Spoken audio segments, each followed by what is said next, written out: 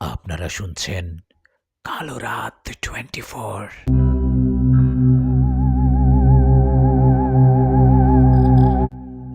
সাজানো গোছানো সুন্দর একটা গ্রাম। আমাদের গ্রামের নাম রূপপুর। এই গ্রামের পাশ দিয়ে বসে গেছে নদী। গ্রামের মাঝখানে একটা পুকুর বা দিঘি আছে। অনেকে এই দিঘিটাকে পরীর দিঘি বলে। গ্রামের মুরব্বীরা বলে প্রায় সময় রাতের বেলা এই দিঘিতে পানির নিচ থেকে পরী ভেসে ওঠে উপরে। অপরূপ সে পরীর চেহারা। পরী পানির নিচে থেকে ভেসে পাশে দিঘির পাড়ে থাকা তেঁতুল গাছে উঠে মিশে যায়, এরকমই বলে অনেকে। বাবা বলতো আগে গ্রামের মানুষ এই দিঘিতে গোসল করত, কিন্তু হঠাৎ একদিন দুটো বাচ্চা মারা যাবার পর থেকে কেউ গোসল করে না। এভাবে ৩-৪ মাস কেটে গেলে আবারও সবাই ওই দিঘিতে গোসল করতে থাকে। এভাবে কিছুদিন চলার পর নাকি আরও একজন যুবক মারা যায়। সে যুবক মারা যাবার পর থেকে ভয়ে আর কেউ সেই দিঘিতে গোসল করতে চায় না। সেই দিঘির মালিক পুকুরে মাছ ছেড়ে দেন ঠিকই, কিন্তু পরে জলে জাল ফেলে সেরকম মাছ পান না। এরকম একটা অবস্থায় দিঘির মালিক চিন্তা করেন দিঘিতে আর মাছ চাষ করবেন না। উনি দিঘিটা মাটি ফেলে ভরাট করে সেখানে অন্য চাষাবাদ করবে। এই ভেবে উনি দিঘিটা ভরাট করতে যাওয়ার আগে রাতে কেউ ওনাকে স্বপ্নে এসে বললেন, তোর ওই দিঘিতে আমরা বসবাস, ওই দিঘিটা ভরাট করতে পারবি না। যদি মাটি ফেলে ভরাট করিস তাহলে তোর সমস্যা হবে, তোর ছেলে মেয়েদের অসুস্থ করে মেরে ফেলবো। এরকম একটা স্বপ্ন দেখায় সেই দিঘির মালিক ভয় আর দিঘি ভরাট করে না, ওটা ওভাবেই পড়ে থাকে। গ্রামের অনেক মুখে এরকম ঘটনা শুনেছি, কিন্তু আমি কখনো নিজের চোখে কিছু দেখিনি। আমি পুকুরের পাশের রাস্তা দিয়ে অনেক চলাফেরা করেছি, কিন্তু কখনো কিছু দেখিনি। পরী দেখার শখ বা ইচ্ছা তো অনেকেরই থাকে। সবার মতো আমার ইচ্ছা হয় পরীকে দেখার, কিন্তু পরী তো আর মানুষ না যে সে যেখানে সেখানে দেখতে পারবো। পরীকে দেখার ইচ্ছে নিয়ে পার করতে থাকি দিন। আমি নিশাত, গ্রামের খুব সাধারণ একটা পরিবারে জন্ম আমার। বাবা কৃষক, ওনাকে মাঝে মধ্যে কৃষিকাজে সাহায্য করি। এছাড়া বন্ধুদের সাথে আড্ডা দেয়া, ভালোবেসে বাঁশি বাজানো, এসব করেই দিন পার করি। একদিন আমার পাশের গ্রামে মেলা বসে, বিশাল এক মেলা। সেই মেলা চলে একটানা 3 দিন। পাশের গ্রামে মেলা, আমি যাব না তো তা কি হয়, তাই বিকেলে হতে আমার বন্ধু রাকিব ও আমি চলে গেলাম মেলা বাড়িতে। সেখানে গিয়ে ঘোরাঘুরি করে কাটছিল সময়। এভাবে বিকেল পেরিয়ে সন্ধ্যা হলো। সন্ধ্যা হলে আমিও বন্ধু রাকিব কিছু খাবার খেয়ে মেলার মধ্যে সার্কাস খেলা দেখতে লাগলাম। সার্কাস খেলা দেখার সময় হঠাৎ রাকিব বলল, এই নিশা চল ওইদিকে যাই, ওইদিকে মনে হয় জুয়া খেলার আসর বসেছে। রাকিবের কথায় আমি বললাম, না না, জুয়ার নেশা ভালো না, আমি সব কখনো খেলিনি আর খেলবো না। তোর ইচ্ছে হলে তুই যা, আমি বাপু সবের মধ্যে যেতে চাই না। আর এমনি তো রাত 8টা-9টা বেজে গেছে, একটু পর বাড়ি যাব। আমার কথা রাকিব বললেন, ওকে ঠিক আছে, তুই থাক তাহলে, আমি গেলাম ওদিকে। কথাটা বলে রাকিব চলে গেলেন ওদিকে। তখন আমি বসে মজা করে সার্কাস খেলা দেখছিলাম। এভাবে সার্কাস খেলা দেখতে দেখতে কখন যে রাত গভীর হয়ে গেছে খেয়াল করিনি। রাত গভীর বলতে 12টা কি 1টা এরকম হবে। গ্রামে 12টা 1টা মানে গভীর রাত। তো এত রাত হওয়ায় আমি সেখান থেকে উঠে বন্ধু রাকিবকে খুঁজি, কিন্তু ওকে কোথাও পাই না। ওকে না পেয়ে চিন্তা করি একাই বাড়ি চলে যাব। পাশের গ্রামে বাড়ি, আর জ্যোৎস্না রাত, পথে নিশ্চয়ই কারো না কারো দেখা পাবো। এই বলে রওনা করলাম বাড়ির দিকে। জ্যোৎস্না রাতে হাঁটতে বেশ ভালো লাগছিল। ভেবেছিলাম কারো দেখা পাবো, কিন্তু রাস্তায় কারো দেখা না পাওয়ায় একা একা হাঁটতে হাঁটতে বাড়ির দিকে যেতে লাগলাম। আমি হাঁটছি আর আমার হাতে থাকা বাঁশি বাজাচ্ছি। এভাবে হাঁটতে হাঁটতে একসময় আমাদের গ্রামের ওই পরীর দিঘির কাছে চলে আসি। ওখানে আসার পর বাঁশি বাজানো থামিয়ে দিই, কারণ দিঘির ওখানে একটা আওয়াজ পাই আমি। আওয়াজটা পেয়ে সেখানে ঝোপের আড়ালে লুকিয়ে দিঘিটার দিকে তাকিয়ে থাকি। আমি ঝোপের আড়ালে লুকিয়ে থাকি আছি, এমন সময় দিঘির মাঝখানে পানির নিচ থেকে ভেসে উঠল একটা সুন্দর মেয়ে। চাঁদের আলোতে মেয়েটার শরীর চকচক করছিল, সুন্দর তার চেহারা, পরনে সুন্দর শাড়ি। এরকম একটা মেয়ে পানির উপর থেকে উঠে পানির উপর দিয়ে হাঁটতে হাঁটতে দিঘির ওপারে থাকা তেঁতুল গাছটার দিকে যেতে লাগলেন। এই দৃশ্য দেখেই নিজের চোখে বিশ্বাস করতে পারছিলাম না। আমি নিজের চোখে পরীকে দেখব ভাবতে পারিনি। গ্রামের মানুষ ঠিকই বলে, এই মনে হয় তাহলে এখানে থাকা পরী। আমি ঝোপের আড়াল থেকে দেখছি সেই পরীটা পানির ওপর দিয়ে হেঁটে তেঁতুল গাছের কাছে গিয়ে এক লাফে তেঁতুল গাছে উঠে বাতাসে মিশে গেলেন। পরী বাতাসে মিশে যাওয়ায় আমি এদিক সেদিক তাকালাম, কিন্তু পরীকে কোথাও দেখতে পেলাম না। পরীকে না দেখে ঝোপের আড়াল থেকে বেরিয়ে বাড়ির দিকে যেতে লাগলাম। ভয় যেন না লাগে সেজন্য আবারও বাঁশি বাজাতে লাগলাম। আমি বাঁশি বাজিয়ে হাঁটছি, এমন সময় আমার পেছনে কারোর হাঁটার আওয়াজ পেয়ে বাঁশি বাজা থামিয়ে পিছনে ঘুরে তাকিয়ে দেখি সেই পরীটাকে একটু আগে দেখলাম। আমি পরীকে দেখে চমকে উঠলাম। তখন পরীটা মুচকি হেসে বলল, ভয় পেও না, তুমি লুকিয়ে লুকিয়ে আমাকে দেখছিলে কেন? কি ভেবেছ আমি তোকে দেখিনি? আমি তোমাকে দেখেছি। তুমি কি জানো আমি এই সময় কেউ পানির উপরে উঠেছি? আমি তোমার বাঁশির সুর শুনছিলাম। তুমি তো খুব সুন্দর বাঁশি বাজাও। তোমার বাঁশির সুর শুনে আমি পানির উপরে উঠে আসছি। পরীর কথায় আমি তোতলাতে তোতলাতে বললাম, তাই নাকি? আসলে আমার তো বিশ্বাস হচ্ছে না আমার বাঁশির সুর আপনার ভালো লাগবে। আমার কেমন স্বপ্ন স্বপ্ন লাগছে। আপনার কথা গ্রামবাসীর মুখে শুনেছি, কখনো দেখিনি, আজই দেখছি। আমার এরকম কথায় পরী বললেন, তুমি আমাকে দেখলা, আমার সাথে কথা বললা, এটা কাউকে বলো না কেমন? তোমার বাঁশির সুর আমার ভালো লেগেছে। তুমি কি আমাকে রোজ রাতে বাঁশি বাজিয়ে শোনাতে পারবে? পরীর কথায় আমি একটু চুপ থেকে বললাম, আপনি যদি আমার কিছু করেন তাহলে? তখন পরী হাসতে হাসতে বলল, না না, আমি তোমার কিছু করব না। আমি শুধু তোমার বাঁশির সুর শোনার জন্য তোমার কাছে আসবো। পরীর কথায় আমি বললাম, তাহলে ঠিক আছে, আপনি কাল রাতেই নদীর পাড়ে আসবেন। আমি রাতে নদীর পাড়ে বসে বাঁশি বাজাই। আমার কথায় পরী রাজি হয়ে বাতাসে মিশে গেলেন। এদিকে আমিও সেখান থেকে চলে গেলাম বাড়িতে গিয়ে খাবার খেয়ে ঘুমিয়ে গেলাম। পরের দিন দিনের বেলা অনেক আনন্দ নিয়ে কেটে গেল দিন, কারণ রাত হলে যে পরী আমার কাছে আসবে। আনন্দে দিনটা পার করে রাত হতেই চলে গেলাম নদীর পাড়ে। সেখানে গিয়ে আশেপাশে তাকিয়ে দেখলাম, কিন্তু পরীকে কোথাও দেখতে পেলাম না। এদিকে তখন আমি সেখানে বসে বাঁশি বাজাতে যাব, এমন সময় পরী আসলেন আমার কাছে। পরীকে দেখে বললাম, বসুন বসুন, আপনারা খুঁজছিলাম। তখন পরী বললেন, আমিও আপনার অপেক্ষা করছিলাম। কথাটা বলে পরী আমার পাশে বসে বললেন, নিন এবার আপনার মধুর বাঁশির সুর শোনান। পরীর কথায় আমি বাঁশি বাজাতে লাগলাম। ওদিকে আমার পাশে বসে মুগ্ধ হয়ে শুনছিল সেই সুর। এভাবে বেশ কিছুক্ষণ বাঁশি বাজিয়ে থেমে গেলাম। থেমে পরীর দিকে তাকিয়ে বললাম, আজ আর না, আমাকে বাড়িতে যেতে হবে। আমি আজ বাড়িতে চলে যাব। আমার কথায় পরী মাথা নাড়িয়ে বলল, ঠিক আছে। তখন আমি বললাম, আচ্ছা একটা কথা, আপনার নাম কি? আমার কথায় পরী মুচকি এসে বলল, আমার নাম জান্নাত। তখন আমি বললাম, আপনি কি ওই পুকুর পাড়ে থাকেন? আমার কথায় পরী মাথা নাড়িয়ে বললেন, হ্যাঁ, পুকুরের তেঁতুল গাছ আমার বসবাস। অনেক বছর ধরে ওখানেই থাকি আমি। ও আচ্ছা, তাহলে ভালো থাকবেন, আমি বাড়িতে চলে যাই, কেমন? আর হ্যাঁ, আমার বাঁশির সুর যদি ভালো লেগে থাকে তো কালকে এমন সময় এখানে আবার আসবেন। কথাটা বলে আমি বাড়িতে চলে গেলাম। বাড়িতে যাওয়ার পর মা বললেন, নিশাত খেতে আয়। মায়ের কথায় আমি কথা না বাড়িয়ে খাবার খেয়ে ঘরে গিয়ে শুয়ে পড়লাম। এই ঘটনার পরের দিন রাতেও জান্নাতপুরি আমার কাছে আসে। আমি বাঁশি বাজিয়ে শোনাই জান্নাতপুরীকে। এভাবে একদিন দুদিন করে কেটে যায় 1 থেকে 1.5 মাস। এই 1-1.5 মাসে একদিন কি দুদিন বাদে রোজ রাতে বাঁশি বাজিয়ে শুনেছি জান্নাতপুরীকে।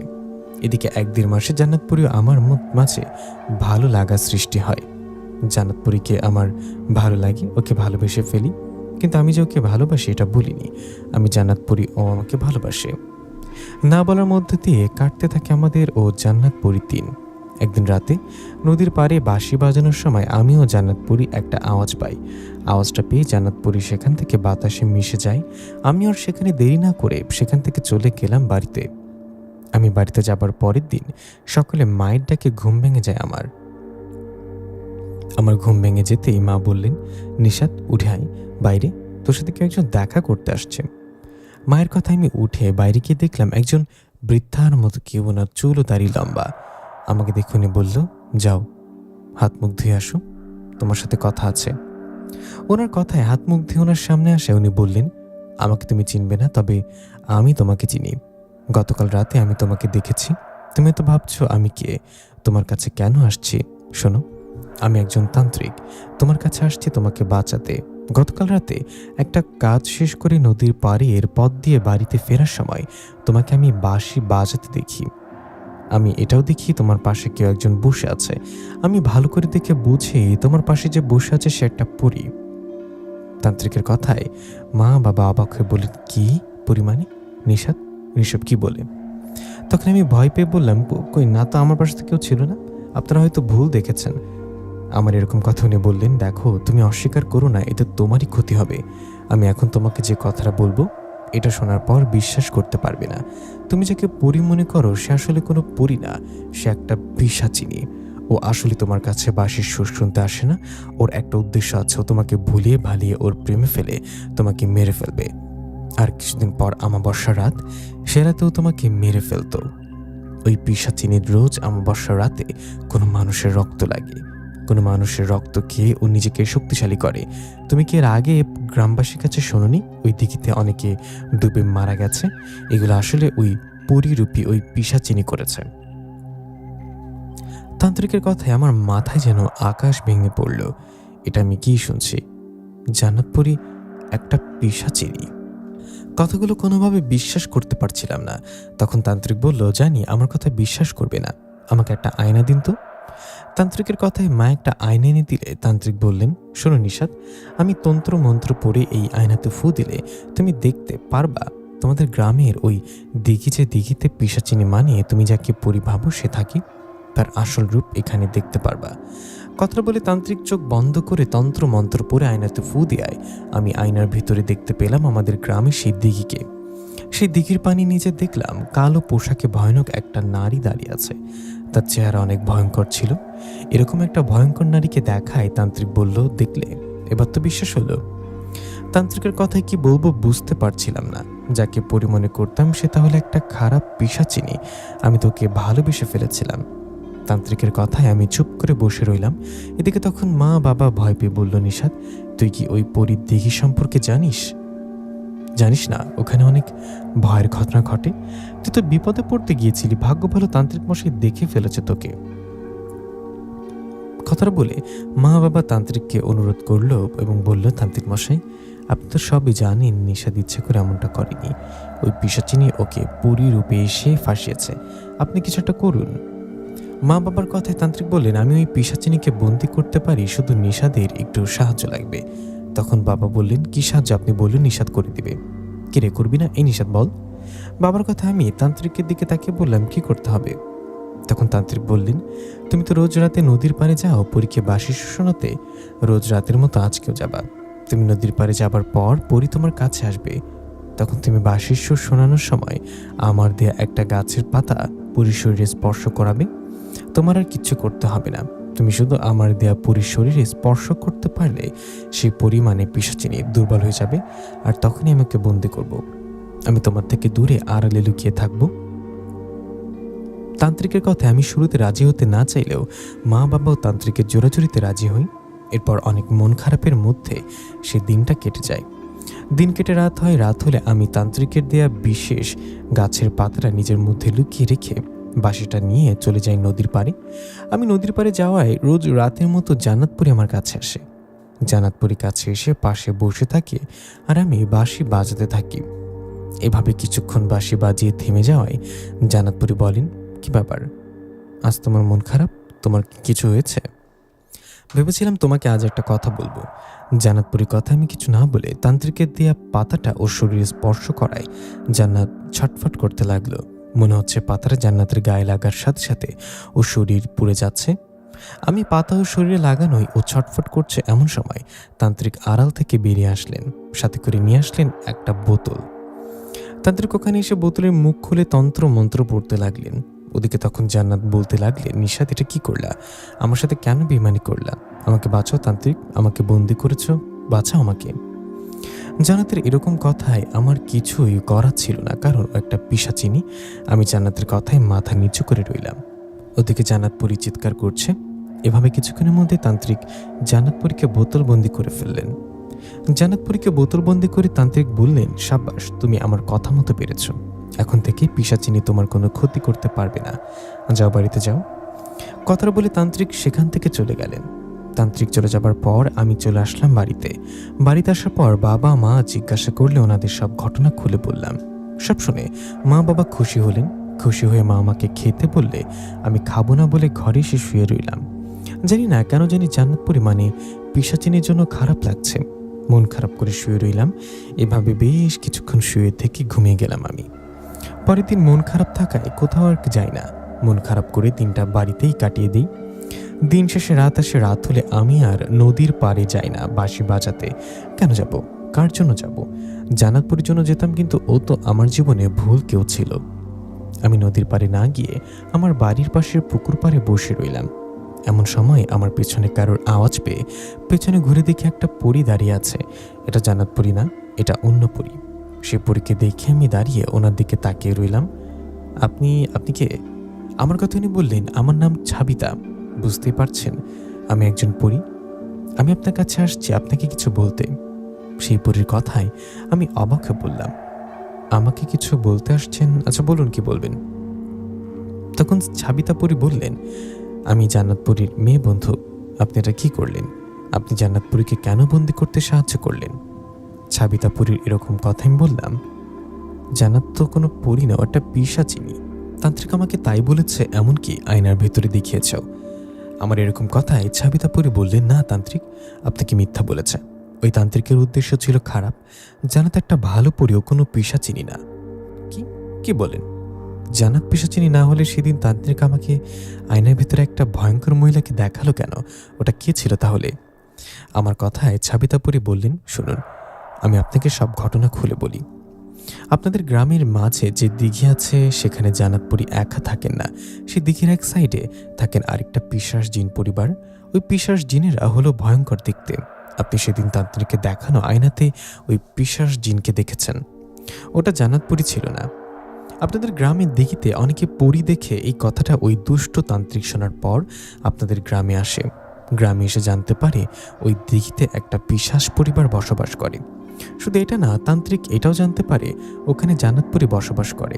আপনি হয়তো একটা কথা জানেন না, জান্নাতপুরীর কাছে ওদের পূর্বপুরুষের রেখে যাওয়া একটা গুপ্তধন আছে, মানে সোনার পুতুল। জান্নাতপুরীর কাছে সোনার পুতুল আছে, এই কথাটা তান্ত্রিক জানার পর ওটার লোভে পড়ে সুযোগ খুঁজতে থাকে জান্নাতপুরীকে বন্দি করার। এভাবে সুযোগ থাকতে থাকতে তান্ত্রিক জানতে পারে জান্নাতপুরী আপনার পাশে বসে আপনার বাঁশির সুর শোনে।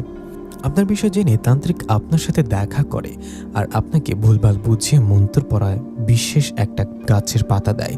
ওই গাছের পাতা আমাদের জিনপরীদের শরীরে লাগলে আমাদের শরীর জ্বলে আমরা দুর্বল হয়ে যাই। তান্ত্রিকের কথায় আপনি সেই গাছের পাতা জান্নাতের শরীরে লাগায়, জান্নাত দুর্বল হয়ে যায়, আর তখনই তান্ত্রিক জান্নাতপুরীকে বন্দি করে। আপনার সাহায্য তান্ত্রিক জান্নাতকে বন্দি করছে। এখন জান্নাত সেই সোনার পুতুল তান্ত্রিককে না দিলে তান্ত্রিক ওকে ছেড়ে দিবে না, এমনকি সোনার পুতুল নিয়ে ওকে মেরে ফেলতে পারে। আমার যত জানা, জান্নাতপুরী আপনাকে পছন্দ করে, আপনাকে ভালোবাসার কথা বলতে। এমন সময় আপনি তান্ত্রিককে ধরিয়ে দিলেন। কেয়ার করার, এখন অপেক্ষা করা ছাড়া। জানি না জান্নাত বেঁচে থাকবে নাকি থাকবে না। ভালো থাকবেন। কথাটা বলে ছাবিতা পরী চলে গেলেন। ছাবিতা পরী চলে যাওয়ায় আমার মাথা ঘুরতে লাগলেন, চোখ বেয়ে পড়তে লাগলেন পানি। এসব আমি কি শুনলাম? জান্নাত তাহলে পিশাচিনী না, তান্ত্রিক তাহলে আমাকে এভাবে বোকা বানালো। তান্ত্রিকের কথায় ধোকায় পড়ে নিজের ভালোবাসার পরীকে ওনার হাতে তুলে দিলাম। চিৎকার করে কান্না করতে ইচ্ছে করছিল তখন। আমি কান্না চেপে রেখে সেখান থেকে চলে গেলাম বাড়িতে। বাড়িতে গিয়ে মা বাবাকে সব ঘটনা খুলে বললে মা বাবা বললেন, দেখ বাবা, ও পরী হোক আর পিশাচিনী হোক, ওর হাত থেকে বেঁচে গিয়েছিস, এটা এইভাবে সুখে থাক, পরীর থেকে দূরে থাকাই ভালো। মা বাবার কথায় কষ্ট নিয়ে ঘরে গেলাম। ঘরে গিয়ে কান্না করতে লাগলাম। আমাকে যে নিজেকে অনেক বড় অপরাধী মনে হচ্ছে। আমি জান্নাতপুরীকে বন্দি করেছি, আমি ওকে যেভাবে হোক ছাড়াবই। এইভাবে সারা রাত না ঘুমিয়ে মন খারাপ করে কাটিয়ে দিলাম। পরের দিন সকাল হলে খোঁজ করতে লাগলাম ওই তান্ত্রিকের বাড়ি কোথায়, যে তান্ত্রিক আমার কাছে আসছিল, যার কাছে জান্নাতপুরী বন্দি। আমি অনেকভাবে খোঁজ করেও সেই তান্ত্রিকের কোনো খোঁজ পাইনি। কোনো খোঁজ না পেয়ে পাগলের মতো হয়ে যাই। তান্ত্রিকের খোঁজ না পেলে জান্নাতপুরীকে মুক্ত করব কিভাবে? আমি ব্যর্থ হয়ে সেদিনের মতো বাড়িতে ফিরে যাই। পরের দিন আমার একজন বন্ধুর সাথে কথাটা শেয়ার করলে সে বন্ধু বললেন, নিশাদ, একটা কাজ করলে কেমন হয়? তান্ত্রিক বা কবিরাজের খোঁজ অন্য কবিরাজ দিতে পারি, তুই বরং একটা কাজ কর, অন্য কোনো কবিরাজ বা হুজুরের কাছে যা। আমার বন্ধুর কথায় আমারও হুঁশ ফেরে। আমি মনে মনে বলে উঠি, আরে ঠিকই তো, আমি তো অন্য কবিরাজ বা হুজুরের কাছে যেতে পারি। এই ভেবে পরের দিন সকালে একজন কবিরাজের খোঁজ পেয়ে ওনার কাছে যাই। সে কবিরাজের কাছে যাবার পর সে কবিরাজ কিছুক্ষণ সময় দেন। কিছুক্ষণ কেটে যাবার পর উনি আমাকে বললেন, তুমি যে কাজটা করেছো এতেই তান্ত্রিকের জান্নাতপুরীকে বন্দি করতে সুবিধা হয়েছে। জান্নাতপুরী এখনও সেই তান্ত্রিকের কাছে আছে। তান্ত্রিক আছে অনেক দূরে। আমার পক্ষে এই তান্ত্রিকের থেকে পরীদেরকে মুক্ত করা সম্ভব নয়। আমি তাই কাজ করতে পারবো না। তোমাকে একজন কবিরাজের ঠিকানা দেই, তুমি ওনার সাথে কথা বলে দেখতে পারো। ওই কবিরাজ কালো জাদুর কাজ করে। আমি তো কালো জাদু করি না, তাই সব পারি না। এই বলে সে কবিরাজ আরেকজন কবিরাজের ঠিকানা দিলে আমি তখনই চলে যাই সেই বড় কবিরাজের কাছে। ওনার কাছে যাবার পর সব খুলে বলি।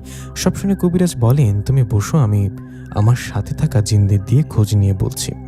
কথাটা বলে কবিরাজ কিছুক্ষণ সময় নিয়ে খোঁজ করে আমাকে বললেন, তুমি যে পরীর কথা বলছো, ওই পরী তান্ত্রিকের কাছে শক্তভাবে বন্দি আছে। পরীকে মুক্ত করা এতটা সহজ হবে না, এতে অনেক খরচ পড়বে। তোমাকে বেশ কিছু টাকা দিতে হবে আমাকে। আমি চেষ্টা করে দেখব পরীকে তান্ত্রিকের কাছ থেকে মুক্ত করতে পারবো, না পারলে কিছু করার নেই। তুমি কি রাজি? কবিরাজের কথায় আমি রাজি হলে উনি বললেন, ঠিক আছে, তুমি তাহলে আজ চলে যাও, কালকে এসো। কবিরাজের কথা মতো তাই করলাম। চলে গেলাম বাড়িতে। ওদিকে বাড়িতে গেলে মা বাবা জিজ্ঞাসা করলেন, সারাদিন কোথায় থাকি? ওদের কথায় সব সত্যি বলে দেই। আমি বলি, জান্নাতপুরীকে বন্দি করার কারণ আমি, ওকে মুক্ত করার কারণ আমি হতে চাই। আমি যেভাবে হোক জান্নাতপুরীকে মুক্ত করব। আমার কথায় বাবা মা বললেন, কেন পাগলামি করছিস একটা পরীর জন্য? মা বাবার কথায় আমি শুধু একটা কথা বলছি, জান্নাতপুরী মুক্ত না হওয়া পর্যন্ত আমি পাগলামি করব। কথাটা বলে চলে গেলাম ঘরে। ঘরে গিয়ে শুয়ে পড়লাম। জান্নাতপুরী বন্দি, এই কথা শোনার পর না হচ্ছে ঘুম, না হচ্ছে ঠিকমতো খাওয়া। আমি ঘরে গিয়ে শুয়ে পড়ি। পরের দিন সকালে আবারও সেই কবিরাজের বাড়ি গেলে উনি মনটা খারাপ করে বললেন, আমি পারিনি তান্ত্রিকের থেকে জান্নাতপুরীকে মুক্ত করতে। গতকাল রাতে অনেক চেষ্টা করেছিলাম, কিন্তু ব্যর্থ হয়েছি। তান্ত্রিক কালো জাদুর মাধ্যমে জান্নাতপুরীকে বন্দি করিয়েছে যে আমার জিনেরা তান্ত্রিকের ধারের কাছে যেতে পারিনি। তুমি আমাকে ক্ষমা করো, আমি তোমার কাজ করতে পারিনি। তোমার কাছ থেকে কোনো টাকা আমি নিব না। তোমাকে একটা কথা বলি, তুমি আর অন্য হুজুর বা কবিরাজের কাছে যেও না। সে তান্ত্রিক জেনে গেছে তুমি কবিরাজদের কাছে গিয়ে জান্নাতপুরীকে মুক্ত করতে চাইছো। তুমি আর কারো কাছে গেলে তান্ত্রিক হয়তো জান্নাতপুরীকে মেরে ফেলবে। তাই যা বলি শোনো, আর কারো কাছে যাবে না। কবিরাজের কথায় মন খারাপ করে বাড়িতে চলে আসলাম। বাড়িতে আসার পর কি করব বুঝতে পারছিলাম না। শুধু বুক ফেটে কান্না আসছিল। কি করলাম আমি এটা? তান্ত্রিকের মিথ্যা কথায় ভুলে জান্নাতকে বন্দি করলাম। আমি ঘরে শুয়ে কান্না করছি। এমন সময় মা বাবা এসে আমাকে জোর করে একটু খাবার খাইয়ে দিয়ে আমাকে শান্ত করে চলে গেলেন। এদিকে আমি মন খারাপ করে শুয়ে আছি ঘরে। এমন সময় আমার ঘরে আবারও আসছে ছাবিতাপুরী। ছাবিতাপুরী এসে বলেন, আপনাকে খারাপ ভেবেছিলাম, কিন্তু জান্নাতপুরীর প্রতি আপনার ভালোবাসা দেখে বুঝলাম আপনি খারাপ নন। তান্ত্রিকের মিথ্যা কথা আমি ফেঁসে গেছেন। আমি সব বিষয়ে খোঁজ নিয়েছি। আপনি জান্নাতপুরীকে ছাড়তে অনেকের কাছে যাচ্ছেন। আমি এখন আপনার কাছে আসার কারণ একটা খবর দিতে। ঘটনা তো একটা ঘটে গেছে। আপনি আজ যে বড় কবিরাজের কাছ থেকে আসছেন, উনি তো কিন্তু ভালো কবিরাজ না। ওনার উদ্দেশ্য খারাপ। আর বর্তমান জান্নাতপুরী এই কবিরাজের কাছে বন্দি আছে। ছাবিতাপুরীর কথায় অবাক হয়ে বললাম, মানে কি বলেন? জান্নাতপুরী তো তান্ত্রিকের কাছে বন্দি, তাই না? আমার কথার জবাবে ছাবিতাপুরী বললেন, ছিল। জান্নাত এতদিন তান্ত্রিকের কাছে বন্দি ছিল। এই কয়েকদিন তান্ত্রিক জান্নাতপুরীকে নানানভাবে বলছিল তার কাছে থাকা সোনার পুতুলটা যেন তাকে দিয়ে দেওয়া হয়, কিন্তু জান্নাতপুরী এতে কোনোভাবে রাজি হন না। এদিকে আপনি এই বড় কবিরাজের কাছে সব বলার পর কবিরাজ জান্নাতপুরীর বিষয়ে জানতে পারে যে জান্নাতপুরীর কাছে সোনার এই পুতুলটা আছে। কবিরাজ এই খবর পাওয়ার পর কালো জাদুর মাধ্যমে ভয়ঙ্কর এক শক্তিশালী জিনকে দিয়ে তান্ত্রিকের উপরে আক্রমণ করায়।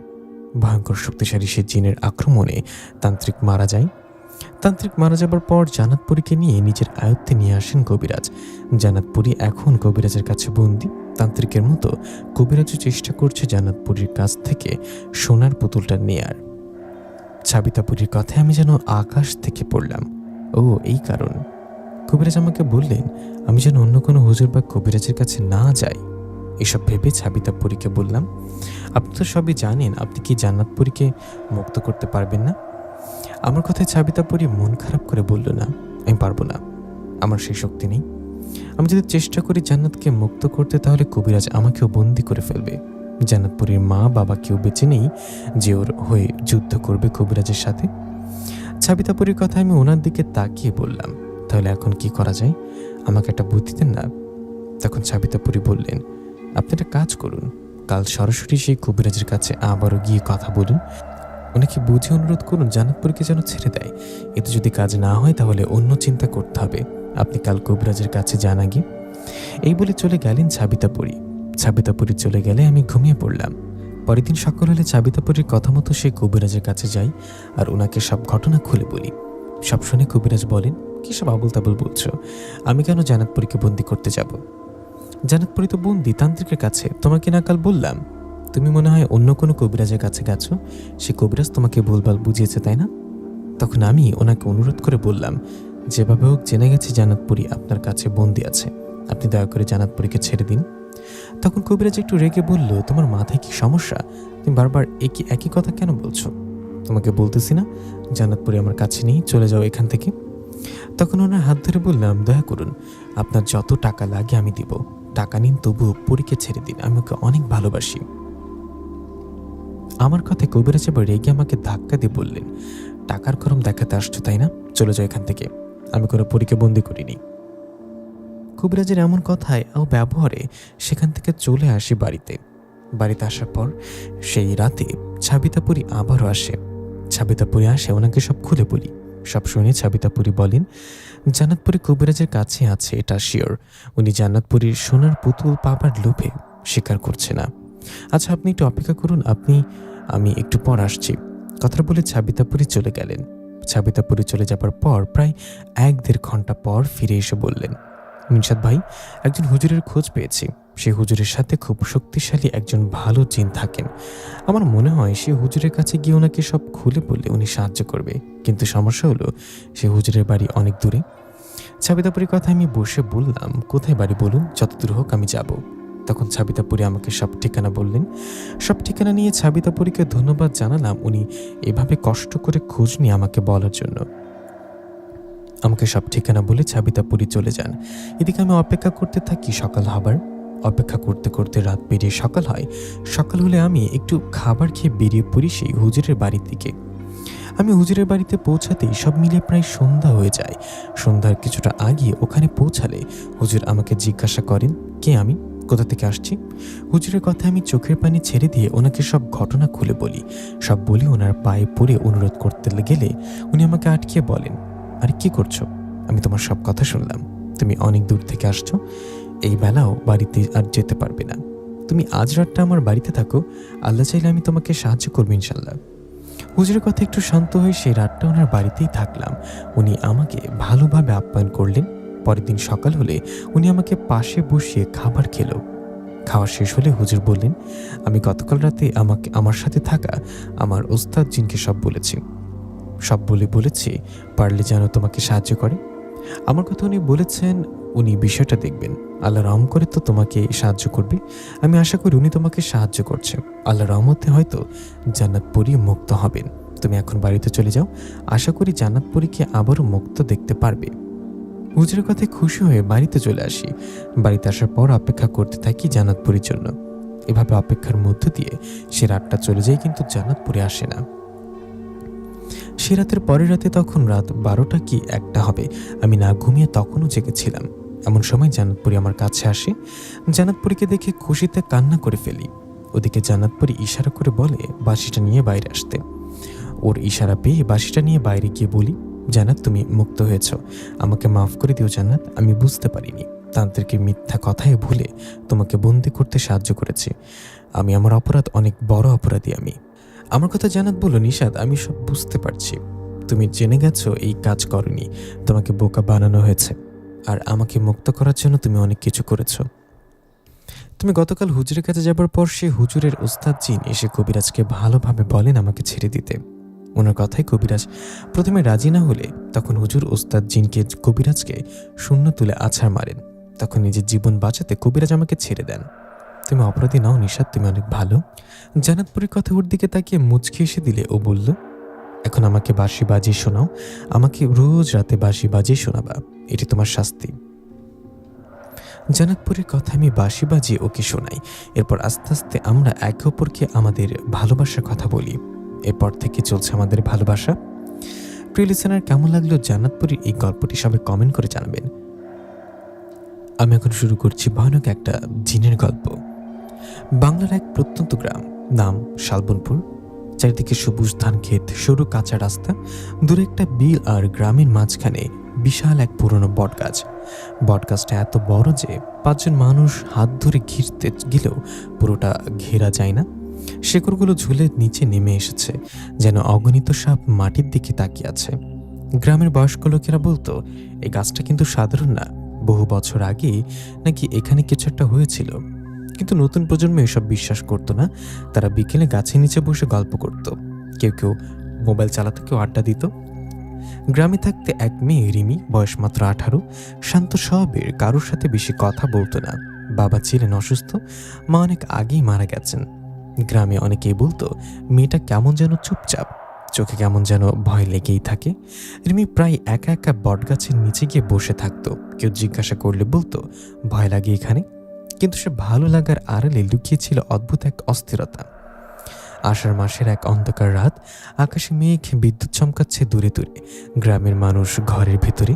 হঠাৎ মাঝরাতে একটা চিৎকার শোনা গেল, কিন্তু ঝড়ের শব্দে কেউ ঠিক বুঝতে পারলেন না। পরদিন ভোরে গ্রামে রাখাল ছেলের প্রথম দেখল দৃশ্যটা। বটগাছের এক মোটা ডালে ঝুলছে রিমির নিথর দেহ। পুরো গ্রাম ছুটে এলো, কারোর চোখে বিশ্বাস হচ্ছিল না। ও আত্মহত্যা করলো, কেন করলো? কেউ উত্তর পেল না। গ্রামের মুরব্বীরা দ্রুত দাফনের ব্যবস্থা করলো, কিন্তু সেই দিন থেকে যেন বাতাস বদলে গেল। দাফনের 3 দিন পর সন্ধ্যার পর হালকা কুয়াশা। রাখাল ছেলে রফিক গরু নিয়ে ফিরছিল। বটগাছের পাশ দিয়ে যাবার সময় সে দেখলো গাছের নিচে দাঁড়িয়ে আছে রিমি, সাদা কাপড় পরে, মাথা নিচু। রফিক থামলে, দাঁড়াও। রিমি আপা। মেয়েটা ধীরে ধীরে মাথা তুলল, চোখ দুটো অস্বাভাবিক ফ্যাকাশে, ঠোঁটে হালকা হাসি। তারপর মুহূর্তের মধ্যে মিলে গেল। রফিক দৌড়ে বাড়ি গিয়ে সব বলল, কিন্তু সবাই বলল ভয় পেয়েছিস, ভুল দেখেছিস। পরদিন আরেকজন বলল সে দেখেছে, তারপর আরেকজন। কেউ বলছে রিমি রাতে জানলার পাশে দাঁড়িয়ে থাকে, কেউ বলছে পুকুর ঘাটে বসে কাঁদে। সবচেয়ে ভয়ঙ্কর ছিল একটা ঘটনা। গ্রামের এক বৃদ্ধা হালিমা খালা রাতে উঠানে বের হয়ে দেখলেন রিমি তার দিকে তাকিয়ে দাঁড়িয়ে। হালিমা খালা কাপা গলায় বললেন, মা তুই তো মরে গেছিস। রিমি ধীরে বলল, আমি যাইনি। তারপর হঠাৎ করে তার গলা লম্বা হতে লাগলো, চোখ রক্তিম হয়ে উঠল। বৃদ্ধা চিৎকার দিয়ে জ্ঞান হারালেন। পরদিন তিনি অসুস্থ হয়ে পড়লেন। গ্রামের মানুষ বুঝতে পারল কিছু একটা নেই ঠিকই। রাতে কুকুররা হাউমাউ করে ডাকতে শুরু করলো। বট গাছের দিক থেকে অদ্ভুত ফিসফিস শব্দ ভেসে আসতো। কেউ সাহস করে আর গাছের কাছে যেত না। গ্রামের মসজিদের ইমাম বললেন এটা অশুভ কিছু, আল্লাহর নাম নিন সবাই। কিন্তু ভয় কমল না। এক রাতে গ্রামের এক যুবক নিখোঁজ হয়ে গেল। তার জুতা পাওয়া গেল বট গাছের নিচে। মানুষের বুক কেঁপে উঠল। সবাই বলতে লাগলো রিমি অশুভ হয়ে গেছে। গ্রামের মুরব্বীরা বসলো বৈঠকে। এভাবে চলতে পারি না, একজন কবিরাজ আনতে হবে। পাশের গ্রামের এক বিখ্যাত কবিরাজের কথা শোনা গেল। লোকেরা বলল তিনি নাকি বহু জিন ভূতের কেস সামলেছেন। সিদ্ধান্ত হলো পরদিন সকালে তাকে আনা হবে। কিন্তু সেদিন রাতেই ঘটল ভয়ঙ্কর ঘটনা। রাতে প্রচণ্ড ঝড় উঠল। বটগাছের শিকড়গুলো দুলছিল অস্বাভাবিকভাবে। গ্রামের মাঝখানে কেউ যেন হাঁটছিল। 2 জন লোক যেন মাঝখান দিয়ে যাচ্ছিল। রিমি না, কিন্তু তার মধ্যে দেখতে কিছু একটা। মুখ অদ্ভুত হাসি, পা মাটিতে ছোঁয়া নেই। তারপর হঠাৎ পুরো গ্রাম জুড়ে শোনা গেল একটা কর্কশ অমানবিক হাসি। সেই হাসি যেন আকাশ ফাটিয়ে দিচ্ছিল। শালবনপুর গ্রামে যেন সূর্য ওঠাও মলিন হয়ে গেছে। সকাল হলেও বাতাস কেমন একটা ভারী ভাব। মানুষজন দরজা জানলা খুব কম খুলছে। সন্ধ্যার আগেই সবাই ঘরে ঢুকে যাচ্ছে। পরদিন ভোরেই 4 জন লোক পাশের গ্রাম চরণগড় থেকে কবিরাজ আনার জন্য রওনা দিল। সে কবিরাজের নাম মোতালেব কবিরাজ, বয়স 50-এর উপরে। মাথায় সাদা পাগড়ি, গলায় তাবিজ কবজ ঝুলছে, হাতে লাল কাপড়ে মোড়ানো ব্যাগ।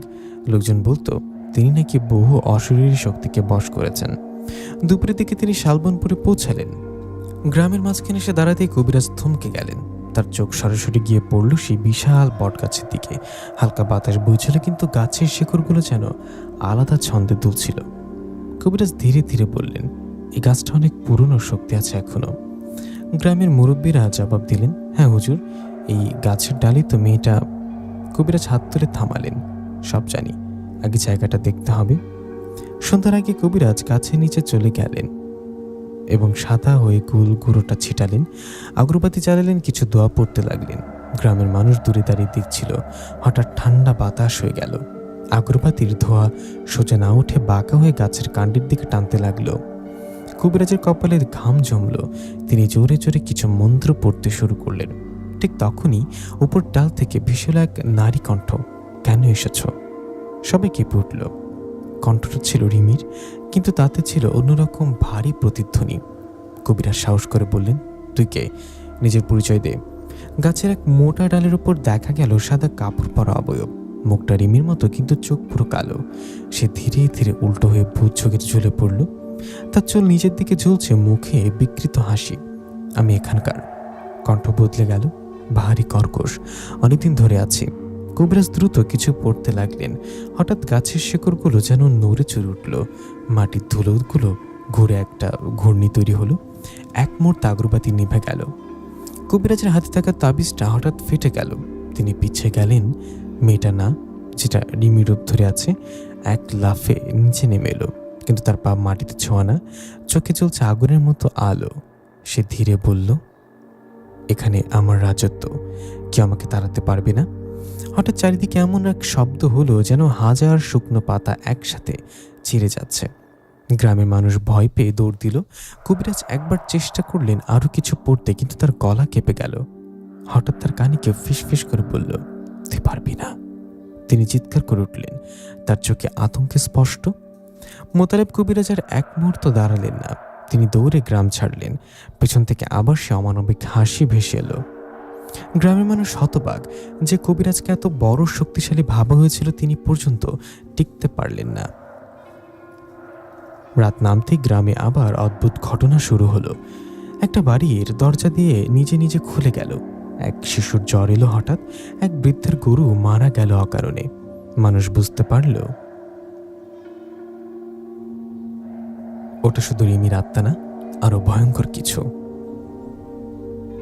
প্রথমে কবিরাজ পালিয়ে গেছে। গ্রাম এখন সম্পূর্ণ আতঙ্কে, কিন্তু শালবনপুরের মানুষ হার মানতে রাজি নয়। তারা ঠিক করলো আরো শক্তিশালী একজন কবিরাজ আনবে, কিন্তু সে কি পারবে জানতে আসলে বটগাছের ভেতরে কি বাস করে? শালবনপুর এখন আর আগের মতো নেই। বিকেলের আড্ডা নেই, শিশুর হাসি নেই। রাত হলেই চারিদিকে অস্থির, অস্বস্তিকর নীরবতা। সবাই যেন অপেক্ষা করছে আজ রাতে আবার কি হবে। প্রথম কবিরাজ পালনের পর গ্রামবাসীর মনে একটাই কথা, এবার আরো শক্ত কাউকে আনতে হবে। দুদিন পর পাশের উপজেলা থেকে আনা হলো অন্য আরেকজন কবিরাজ। নাম তার আব্দুল করিম কবিরাজ। বয়স 40-এর কাছাকাছি। চোখে তীক্ষ্ণ দৃষ্টি, কথাবার্তায় আত্মবিশ্বাস। গলায় গেল পাথরের তাবিজ, হাতে কাঠের লাঠি। গ্রামে ঢুকেই তিনি সবার কথা মন দিয়ে শুনলেন। রিমির মৃত্যু, রাতের ঘটনা, প্রথম কবিরাজের পালানো, সব। তিনি কিছুক্ষণ চুপ করে থাকলেন, তারপর বললেন, এটা সাধারণ আত্মা না, এখানে জিনের উপস্থিতি আছে। গ্রামবাসী বুক কেঁপে উঠল। সন্ধ্যার আগে তিনি একা একাই বট গাছের কাছে গেলেন। গাছের গুড়িতে হাত রেখে চোখ বন্ধ করলেন। কিছুক্ষণ পর তার কপাল কুঁচকে গেল। অনেক পুরনো শক্তি, খুব পুরনো। হঠাৎ গাছের ডাল থেকে শুকনো পাতা ঝরে পড়তে লাগলো, অথচ বাতাস ছিল না। নিচু স্বরে কিছু আয়াত পড়তে লাগলেন। তখনই চারপাশের বাতাস ভারী হয়ে উঠল। গাছের পেছন থেকে ধীরে ধীরে বেরিয়ে এলো রিমির অবয়ব। সাদা কাপড়, এলোমেলো চুল, কিন্তু আজ তার চোখ দুটো পুরো কালো নয়, এক অদ্ভুত সবুজ আলো জ্বলছে ভেতরে। সে ধীরে ধীরে বলল, তুইও এসেছিস? কবিরাজ শান্ত গলায় বললেন, তুই রিমি না? তুই কে? মেয়েটা হেসে উঠল। সে হাসি রিমির নয়, ভারী অমানবিক। তার শরীর কাঁপতে লাগলো, মুখ বিকৃত হয়ে গেল। কয়েক মুহূর্তের মধ্যে রিমির মুখ বদলে গিয়ে দেখা গেল ছায়ার মতো এক অদ্ভুত অবয়ব। চোখ দুটো আগুনের মতো জ্বলছে। কবিরাজ দৃঢ় গলায় বললেন, তুই জিন? কতদিন ধরে এখানে? ছায়াটা গর্জে উঠল। এই গাছের জন্ম আগে। গ্রামের মানুষ দূর থেকে তাকিয়ে কাঁপছিল। জিনটা বলল, এই মেয়েটা দুর্বল ছিল, তার মন ভেঙে গিয়েছিল, আমি তার মনে ঢুকে পড়েছিলাম। ও নিজেও নিজের জীবন শেষ করেছে, আর আমি তার রূপ নিয়েছি। কবিরাজের গলা ভারী হয়ে গেল। মানে? রিমি আসলে অশুভ ছিল না, সে ছিল এক শিকার। কবিরাজ মাটিতে বৃত্ত আঁকলেন, কিছু আয়াত পড়তে লাগলেন জোরে জোরে। বাতাস হঠাৎ ঘূর্ণির মতো ঘুরতে শুরু করলো। জিনটা চিৎকার করলো, আমাকে বেঁধে রাখতে পারবি না। হঠাৎ গাছের শিকড়গুলো মাটি ফুঁড়ে উঠতে লাগলো। কবিরাজের লাঠি তার হাত থেকে ছিটকে পড়ল। তিনি আবার পড়তে লাগলেন, কিন্তু কণ্ঠ কাঁপছে। জিনটা রিমির রূপ নিয়ে তার সামনে এসে দাঁড়ালো। ধীরে বলল, তুই শক্ত, কিন্তু যথেষ্ট না। এক ঝাটকায় কবিরাজ মাটিতে পড়ে গেলেন। গ্রামবাসী দৌড়ে গিয়ে তাকে তুলে আনলো। তিনি জ্ঞান হারাননি, কিন্তু খুব দুর্বল হয়ে পড়েছিলেন। কাপা গলায় বললেন, এটা খুবই শক্তিশালী জিন, একা পারবো না। গ্রামের মানুষ হতাশ হয়ে পড়ল। সেই দুজন কবিরাজ কেউ পারল না। সেই রাতের ঘটনা আরও ভয়ঙ্কর হলো। গ্রামের এক যুবক গভীর রাতে চিৎকার করে উঠল। লোকজনকে দেখল সে নিথর পড়ে আছে উঠানে। কোনো আঘাতের চিহ্ন নেই, কিন্তু মুখে ভয় জমে আছে। পরদিন আরেকজন অসুস্থ হয়ে মারা গেল। গ্রাম বুঝে গেছে জিনটা রেগে আছে, সে এখন প্রতিশোধ নিচ্ছে। কবিরাজ আব্দুল করিম বললেন, এখন আর কবিরাজি দিয়ে কাজ হবে না। একজন আলেম, একজন প্রকৃত হুজুর লাগবে, যিনি কোরআনের শক্তি দিয়ে মোকাবেলা করবেন। গ্রামবাসীর চোখে আবার ক্ষীণ আশার আলো জ্বলে উঠল।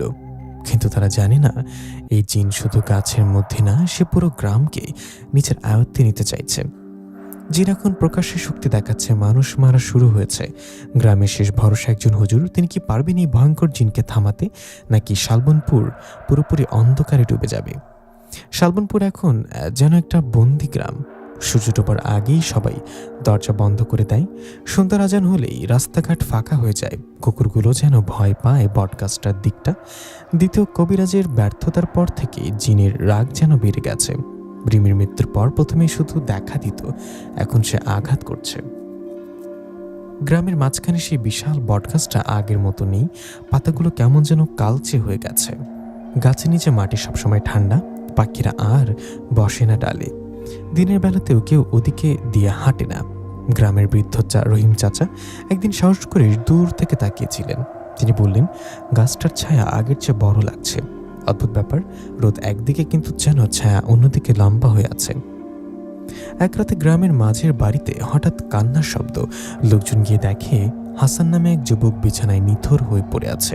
মুখ বিকৃত, চোখ বিস্ফোরিত। তার স্ত্রী কাঁদতে কাঁদতে বলছিল, রাতে দরজার পাশে রিমিকে দাঁড়িয়ে থাকতে দেখেছে। তারপরই ও চিৎকার করে উঠল।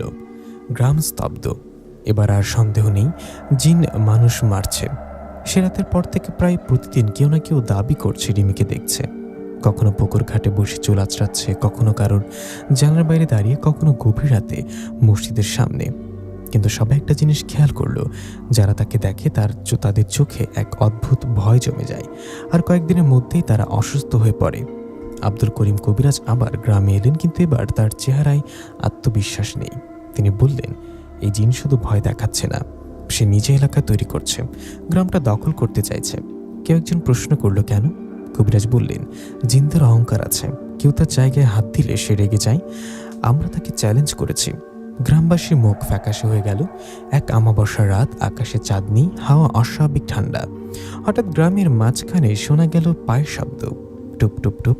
কেউ যেন ধীরে হাঁটছে। কয়েকজন জানলা দিয়ে উকি দিয়ে দেখলো রিমি, কিন্তু এবার তার মুখ আর কোনো হাসি নেই, চোখ জ্বলছে লাল আগুনের মতো। সে এক বাড়ির সামনে গিয়ে থামলো।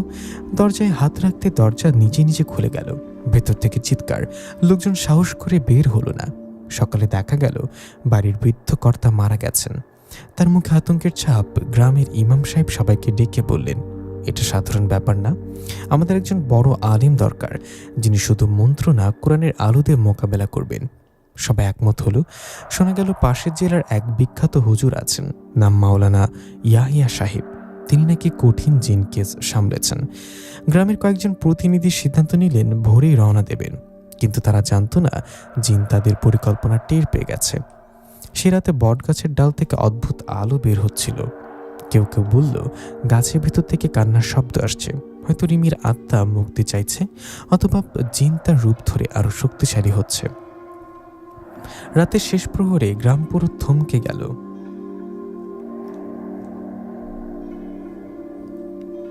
কেঁপে উঠল এক বিকট হাসিতে, তোরা কেউ আনতে পারবি না। কিছু বাড়ির চালের টিন কাঁপতে লাগলো। কুকুরগুলো একসাথে চিৎকার করে উঠল। গ্রামের মানুষ বুঝল সময় খুব কম। ফজরের আজানের পর 4 জন লোক রওনা দিলেন হুজুরের খোঁজে। পেছনে রেখে গেলেন আতঙ্কিত এক গ্রাম। বটগাছের ছায়া যেন আরও ঘন হয়ে উঠছে। রিমির নাম এখন কেউ উচ্চারণ করে না, কিন্তু সবাই জানে সে আসলে শিকার ছিল। আসল সূত্র এখনো বটগাছের ভেতরে। গ্রাম এখন শেষ আশার দিকে তাকিয়ে, হুজুর কি আসবেন? জিন কি তাদের যেতে দেবে? আর রিমির আত্মা সে কি সত্যি বন্দী? শালবনপুর এখন দিনের আলোয় নিরাপদ মনে হয় না। মানুষ কাজকর্ম প্রায় বন্ধ করে দিয়েছে। বাজারে ভিড় নেই, স্কুল বন্ধ। সন্ধ্যার পর আজান শেষ হতেই পুরো গ্রাম নিঃশব্দ। যে 4 জন প্রতিনিধি হুজুরকে আনতে গিয়েছিল তারা বিকালের দিকে ফিরল। তাদের সাথে ছিল এক মধ্যবয়সী আলেম, মাওলানা ইয়াহিয়া সাহেব। সাদা পাঞ্জাবি, পরিপাটি দাড়ি, শান্ত চোখ, চোখে ভয় নেই, বড় এক ধরনের দৃঢ়তা। গ্রামে ঢুকতে তিনি থামলেন, দূর থেকে তাকালেন বটগাছের দিকে, কিছুক্ষণ চুপ করে থেকে বললেন, এখানে ভারী ছায়া আছে। গ্রামের মানুষ চারিদিক থেকে জড়ো হলো। তারা এক একে সব ঘটনা বলল। রিমির মৃত্যু, জিনের আবির্ভাব, কবিরাজদের ব্যর্থতা, নতুন নতুন মৃত্যু। হুজুর মন দিয়ে শুনলেন। মাগরিবের পর তিনি বললেন, আজ রাতেই জায়গাটা দেখতে হবে। গ্রামের সবাই ভয় পেল, কয়েকজন সাহস করে গেল সাথে।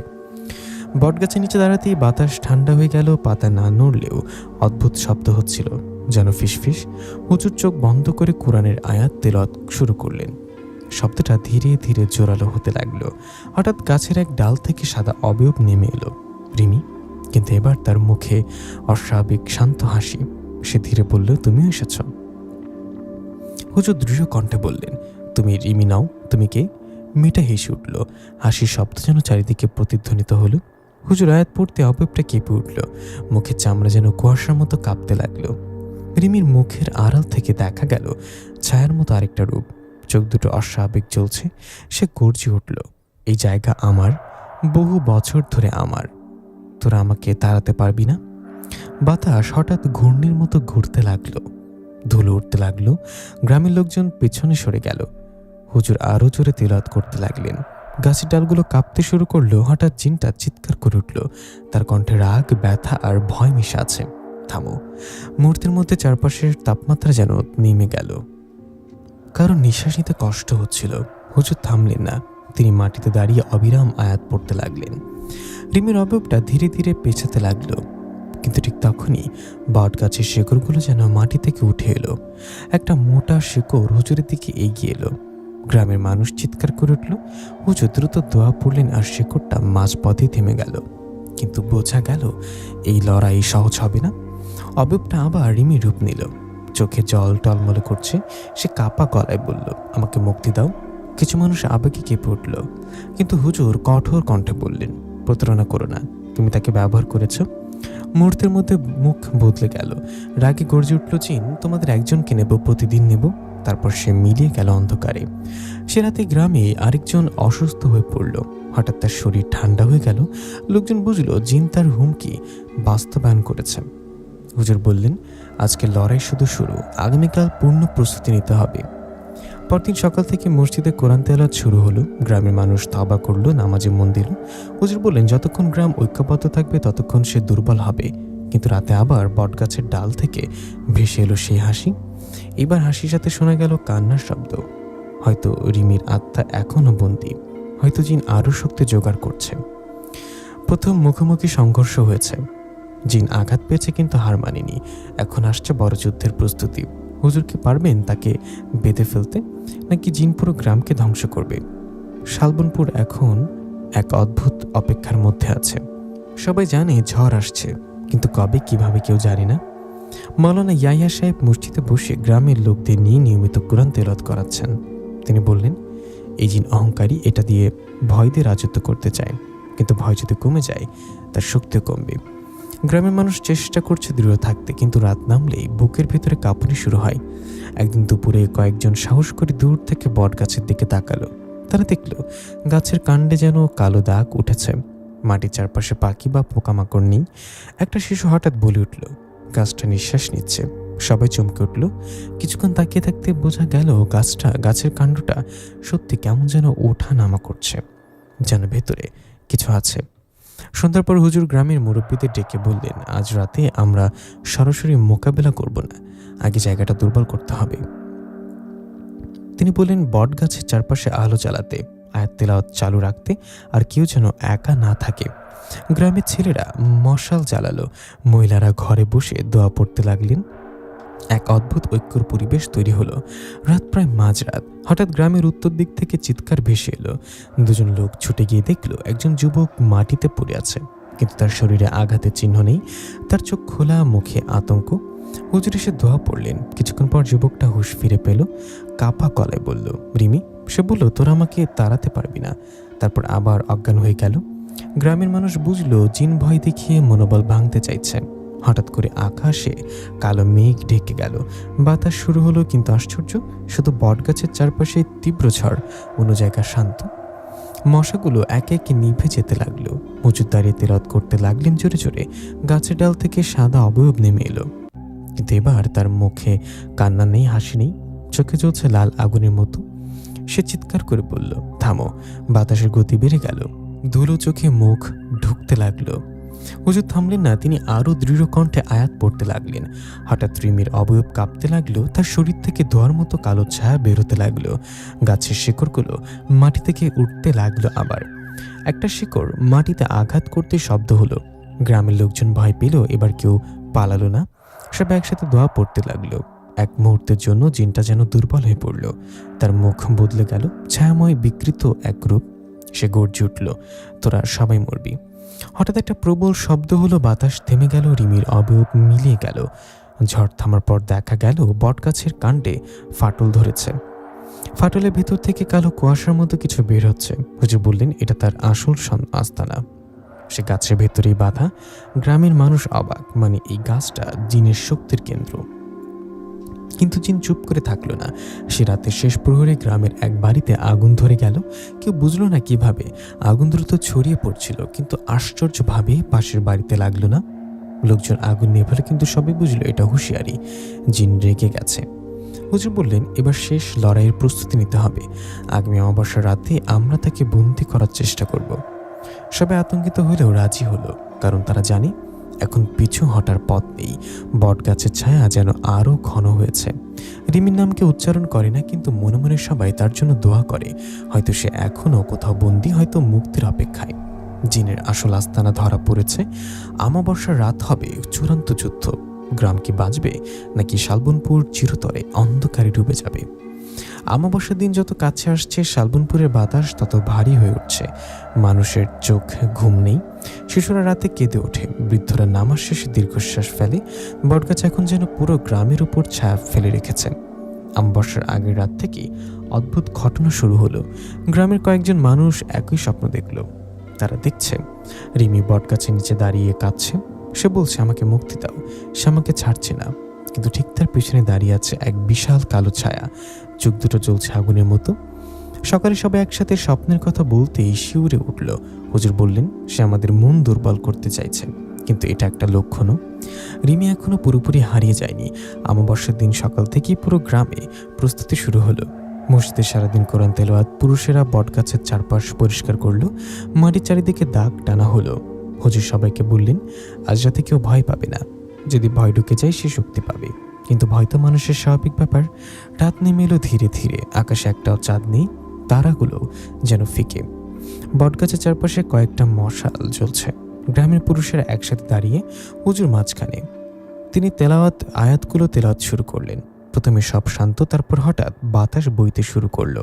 পাতা কাঁপছে, কিন্তু শব্দটা স্বাভাবিক নয়, যেন কারুর ফিসফিসানি। হঠাৎ গাছের ডাল থেকে ধীরে ধীরে নেমে এলো সাদা অবয়ব, রিমি। কিন্তু এবার তার মুখে গভীর ক্লান্তি, চোখে অদ্ভুত আলো। সে বলল, তোরা থামিস না কেন? হুজুর দৃঢ় গলায় বললেন, তুমি কি? নিজের পরিচয় দাও। মুহূর্তের মধ্যে রিমির শরীর কাঁপতে লাগলো। তার পেছন থেকে কালো ছায়া বের হয়ে আসলো। এক বিশাল অন্ধকার অবয়ব, স্পষ্ট রূপ নেই, কিন্তু চোখ জ্বলছে। সে গর্জে উঠল, এই জায়গা আমার। বাতাস হঠাৎ তীব্র হয়ে উঠল, মশালগুলো কাঁপছে। একজন যুবক ভয় পেয়ে পেছনে সরে গেল। হঠাৎ সে পড়ে গেল মাটিতে। জিনের কণ্ঠ ভেসে এলো, ভয়, ভয় আমার শক্তি। হুজুর জোরে জোরে আয়াত পড়তে শুরু করলেন। গ্রামের লোকজন একসাথে দোয়া পড়তে লাগলো। বাতাসে যেন দুই শক্তির সংঘর্ষ। গাছের কাণ্ড থেকে কালো কুয়াশা বের হচ্ছে, মাটিতে কম্পন, রিমির মুখে ব্যথার ছাপ। সে যেন মুক্তি চাইছে। হঠাৎ এক বিকট শব্দ হলো। বটগাছের এক বড় ডাল ভেঙে পড়ে গেল। সবাই চমকে উঠল। জিন গর্জে উঠল, এখনো সময় আছে, থামো। কিন্তু হুজুর থামলেন না। কিছুক্ষণ পর কালো ছায়াটা ধীরে ধীরে গাছের ভেতরে ঢুকে গেল। রিমির অবয়ব মিলিয়ে গেল। বাতাস থেমে গেল। সে ভাবলো হয়তো আজ কিছুটা দুর্বল হয়েছে। কিন্তু ঠিক তখনই গ্রামের দক্ষিণ দিক থেকে আগুনের লাল আভা দেখা গেল। একটি খালি গোয়াল ঘরের আগুন লেগেছে। লোকজন ছুটে গেল। আগুন নেভানো গেলেও কিন্তু সবাই বুঝলো এটা শেষ হয়নি। সে এখনো পুরো শক্তি আছে। হুজুর বললেন, আজ সে পুরো শক্তি দেখায়নি, সে আমাদের পরীক্ষা নিচ্ছে। পরে রাতেই শেষ চেষ্টা করতে হবে, তার আগে আমরা আরও প্রস্তুত হব। গ্রামের মানুষ ক্লান্ত, কিন্তু আশা হারায়নি। রিমির আত্মা যেন কাছে এসে সাহায্য চাইছে, এটা সবাই অনুভব করছে। আমাবস্যার রাতে সংঘর্ষ হলো, কিন্তু চূড়ান্ত লড়াই এখনো বাকি। জিন দুর্বল হচ্ছে, তবু বিপজ্জনক। আমাবস্যার রাতের পর শালবনপুরে এক অদ্ভুত নীরবতা নেমে এলো, যেন ঝড়ের আগে হঠাৎ থেমে যাওয়া বাতাস। মানুষ বুঝতে পারছে শেষ লড়াই খুব কাছে। পরদিন সূর্য উঠলেও আলো কেমন ফ্যাকাশে, পাখিরা ডাকছে না, বটগাছের চারপাশে কুয়াশার মতো ধোঁয়া ঘুরছে। যদিও সকাল। গ্রামের বৃদ্ধা মহিলা হালিমা খালা বললেন, আজ আকাশের রং ঠিক নেই। সত্যি আকাশে হালকা লালচে আভা। হুজুর সবাইকে মসজিদে ডাকলেন। তিনি বললেন, আজ রাতে আমরা তাকে বন্দি করার চেষ্টা করব, কিন্তু তার আগে গ্রামকে সুরক্ষার বৃত্তে আনতে হবে।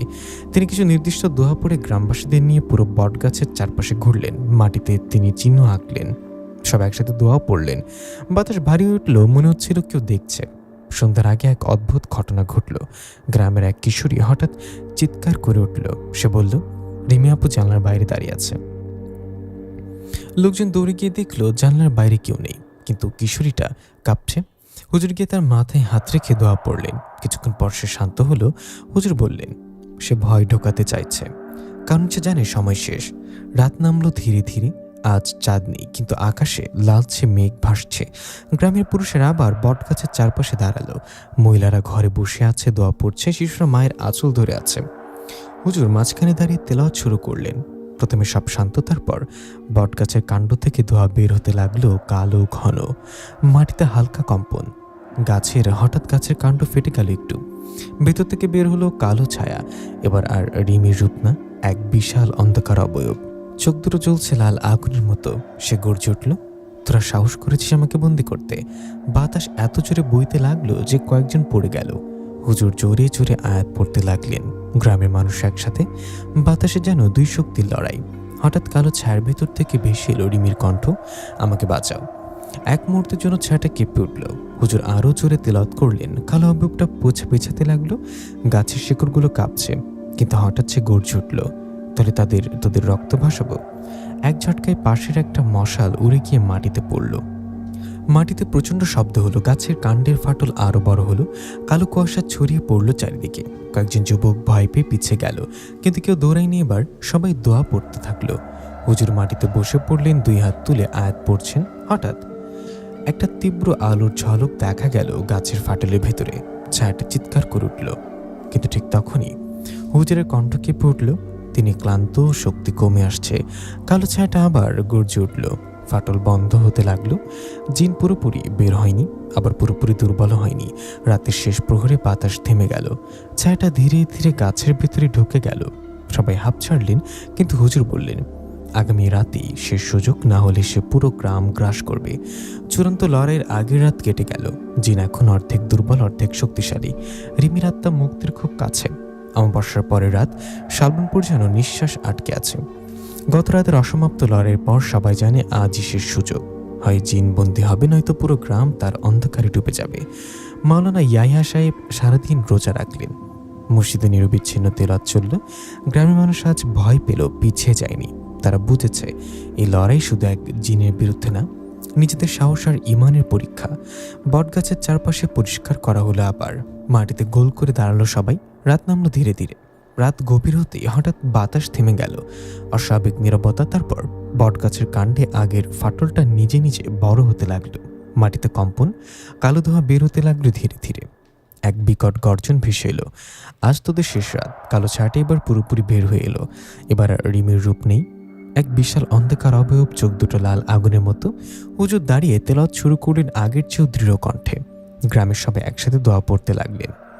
জিন গর্জে উঠল। বাতাস ঘূর্ণির মতো ঘুরছে। মশালগুলো নিভে যাচ্ছে। হঠাৎ ছায়াটা আকারেও বড় হতে লাগলো। সে চিৎকার করলো, এই গ্রাম আমার। ঠিক তখন কালো ছায়ার ভেতর থেকে রিমির মুখ ভেসে উঠল।